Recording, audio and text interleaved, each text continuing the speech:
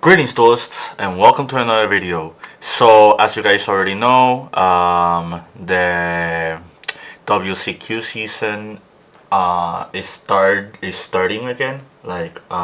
When people are starting to prepare with regionals and with smaller events, and I think until September we don't have major events yet. I think we have a YCS in Cancun and one in Vancouver, uh, both occurring in September. Uh, I might be wrong, but until that moment comes, what's mainly on people's radar is what's gonna happen on our next forbidden and limited list. I already made a video before critiquing Jake Quincy's ban list video, and I also brought up some key points that people should take note on when it comes to the ban list.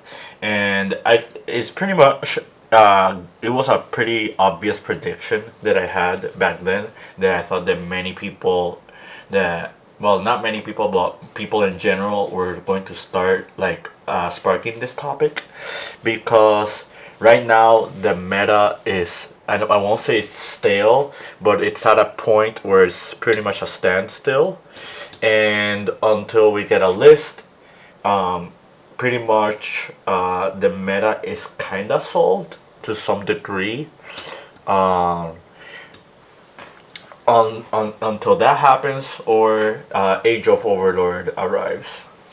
So the topic I'm gonna talk about today is what should the kind of hits that the ban list occur with certain strategies, because we do have certain strategies in the game. And I think one thing that people need to think about when it comes to the ban list, and and seeing cards that are hit, are why are those cards hit when the deck is performing well. What does is that the card that is the correct hit? Is the card getting hit the right move? Because sometimes when we see cards in the Forbidden Limited list, we don't understand in at first glance why did the cards get hit, and then after some games are played and some things happen, people start to understand that Konami R&D really thinks thoroughly when it comes to some hits that are kind of obscure to the unseen eye. But that does not mean that they're perfect with their ban list. We've had hits in the past with decks and strategies that were not the correct ones, and then Konami pretty much realized this was not the right hit. The next ban list kind of addressed the hit that they made prior. Also, there is a huge disclaimer. People need to understand as well that sometimes ban list decisions are predicated on business. If they know a certain deck or strategy is going to be overperforming because of new product, they want that strategy to sell, so they don't make the hits to certain strategies at the same level they do to other ones, just because there are cards that people want to implement into their strategy, or there are some decks that are just even more popular than others, and sometimes popularity can go both ways. Um, but yeah, I'm going to. So the topic of today is consistency over power. So certain decks and strategies, Konami's way to approaching said strategies are to hit the consistency, while on others is just hit the power level of the deck and just keep them consistent. Um, and sometimes we have a situation we just have both. The first example I'm going to give are the danger cards. There's Jackalope and Sushinoko. But in the past we also had Danger Nessie, also limited. So this is the example of a very strong splashable engine that was playing many decks, and Konami just wanted to make sure that if you wanted to keep playing these engines, they were not as splashable. That's why some cards are limited, like Pancratops, for example. Cards like Hornet drones.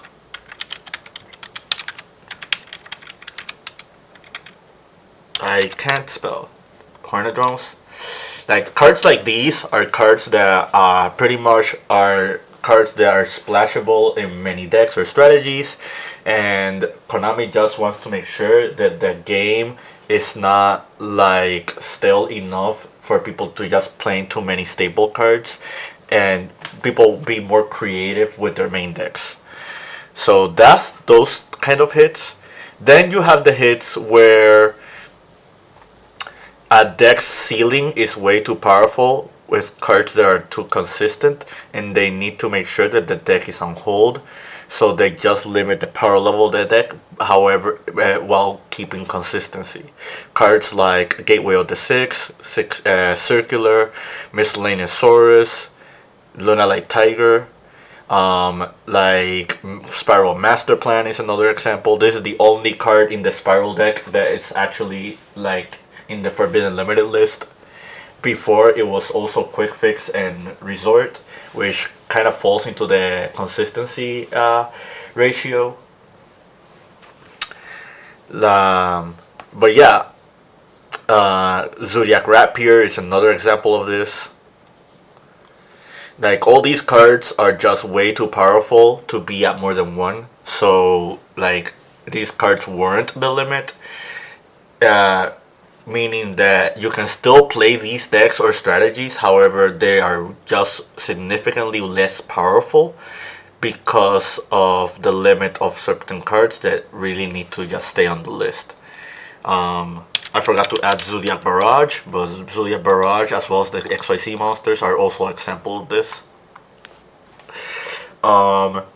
So now that we talked about like the power cards, like you can see Block Dragons in here. You can also see the Scarecrow and the Sovereign, as well as stuff like Sprite Elf. Let's talk about the other type of hits. The other type of hits are the cards that keep the deck consistent despite its level of power. We're talking about stuff like Sprite Starter, Runic Fountain is another example. Orcust Harpor, even though I personally think this card should have been away from the list already. Salaman Greek Gazelle is another example of this. Like you have certain decks that are just too powerful with certain cards, and they don't want the deck to be too powerful, so whatever card makes them really strong, they just limit those cards. Or they want the deck to still be playable to some degree, but they don't want the deck to be like at a level above other decks because of certain cards. So they just make sure that the deck still does what it can, but it doesn't do it at a consistent basis. Those are cards like Diagram. Purely Delicious Memory is another example of this. Naturia Sacred Tree is another example of this. You can make the argument that Delicious Memory falls into the category of both a consistency hit and a power hit. Because out of all the purely spells, now, as of right now, Sleeping Memory is the most powerful one. But Delicious Memory prior to the release of Dune was the more powerful memory spell that we had in the purely archetype. Is the card that creates OTKs much easier. Is the card that makes your like Unbreakable Noirs a lot harder to kill. It makes summoning Noir as easily as other strategies like flipping purely Yeep or doing Happiness Memory. So those are the kind of hits that we need to take note of when it comes to like contending decks or strategies. Um, Another example of cards that fall into both categories are Kick Kalos and Elf. Like these are both power hits and consistency hits. Um, I didn't add the Teardament monsters here, but that also falls into this category. Um, Gem Knight Master Diamond is a perfect example of this as well. Konami understands that people are trying to FTK with this deck, so instead of like hitting the archetype in its roots, they pretty much hit like the really powerful cards that just enable them to be degenerate with these cards like as often as possible. That's why Gem Knight Master Diamond is limited and not like any other Gem Knight card. This falls into the splashable category. This card was just played into too many decks because some Gem Knight monsters are not gonna say generic, but they kind of use materials that can be really helpful for other decks. So that's the argument behind that. So now that we talked about those, we can talk about like what are the popular decks right now at the format, because right now I'd say purely dragons, Kashtira, Labyrinth are all like really high up on the wayside. I'd say Rika's on Avalon is another deck that we should be looking at as a deck that could get a potential hit in the future. Like I'd say those kind of decks, maybe Vanadium in the future, like decks that involve Visa Starfrost. Like these decks are a little bit too powerful, and if left unchecked, they could end up like doing super well in established enough format. So when it comes to these kind of decks, we don't have a definitive answer to what Konami wants to do with them. However, the one thing that is important to note is see how certain decks work, and like if one approach to a deck is not correct, then another approach could be the correct one. The best example is Kashtira. Like when they hit Kashtira, they slightly nerfed the consistency, but they mainly went after the power of the deck, which was a Rise Heart. The format kind of proved that despite this limit, the deck is still really powerful. That you only kind of just need one Arise Heart to resolve. So now the argument falls into, do you hit the consistency of Kashtira even more? Or do you just ban the root of the problem, which is like the card that is pretty much defining the deck? Like there's an argument for both instances. Like if you kill a Rise Heart, you pretty much left Kashtira, like you lower the power level of Kashtira to a point where the deck is more manageable if you're going second. However, Kashtira is a deck that has way too many powerful starters and extenders. So if you don't hit the consistency of the deck, they'll pretty much find another way to abuse this strategy besides just winning with a Rise Heart. Whether or not that is correct, that is up to debate. But until we see the next list, you pretty much have two choices for a deck like this, or two choices in general. Either a hit to consistency or a hit to the power level of the deck. When Super Heavy Samurai was like around, it wasn't better than Kashtira. However, it was the strongest combo deck that we had in the game at the moment, and it pretty much forced people to like play hand traps in order to stop it. Konami pretty much just banned the Scarecrow altogether. They left everything in the main deck unchecked. And what ended up happening was that the deck still could do what it does, but it was no longer a one card combo deck. I mean, it is still a one card combo deck, but the number of starters are way less. And the deficit of you playing Super Heavy Samurai is you not being able to play spell and trap cards, which means if the deck is kind of significantly weaker than those other decks that can play their utility cards. With the Pranked deck, for example, this deck was way too powerful before the ban of Mew Mew Mew. You could make the argument that one hit they could have done to the deck is just hit cards from the main deck, but instead they went after the root of the problem, which was the card that made the deck a one card combo deck. And this hit was so significant that we, to this day, we just don't see Prankets anymore. At least being played like at a high degree. One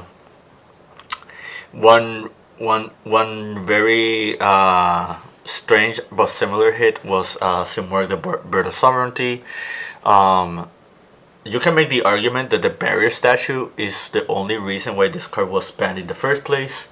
However, this card is still banned, and I'm going to say that the Tri-Brigade Lyrillus deck was very, very strong back then, and because the existence of this card. Obviously, Barrier Statue had some role to play, but with this card not being in the limited list, like it's in being on the forbidden list, you can make the argument that this kind of like makes the Tri-Brigade deck significantly like less powerful. But yeah, it's very, very soon to tell. If Konami really just wants to kill Kashtira, they kind of have to do both the consistency hit and the power hit. If they want Kashtira to still be playable, they could just ban a Rise Heart, and people can still play the deck. However, you still have other problems, like for example Dimension Shifter, Macrocosmos and Dimensional Fissure are both at 3, so if a Rise Heart is gone, they could just implement those to the main deck or the side deck. But yeah,